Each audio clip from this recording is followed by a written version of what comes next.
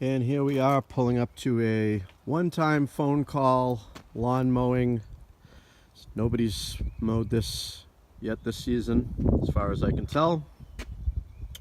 This discussion comes up a lot on the internet about whether we should take jobs like this on. Obviously it was somebody that either didn't show up or didn't pay their bill, or there's some unorganized way of life that got this to this point. I'm not sure what the case is, but we've got grass that is probably as high, I would say it's up the hill in some areas there. It's probably as high as 2 feet easily. Pretty thick lawn. This is going to be a nightmare. This is a new weekly customer that I'm charging triple for the first cut, which even that is probably a bargain. But this is what I recommend anybody does. Don't take a job on like this and be excited that you have it as an account, and let people promise you that oh, we'll have you mow it every week, because I've seen a lot of people will give you that promise, get you to mow it the first time for regular price, and then they'll call you back and say, oh, my plans changed, sorry, but thank you for your 2-hour free mowing, or not free mowing, but mowing at your regular price. So I gave these people a price for weekly mowing. They accepted it. I gave them the price for the initial mowing. They accepted it and placed a card on file, as well as prepaid for this first mowing, just so there's no way that I could get burned from it. So I'm going to get going and start mowing it now. Just wanted to put that point out there to anybody that considers things like this, because I've made the mistake in the past of, like I said, being burnt by that.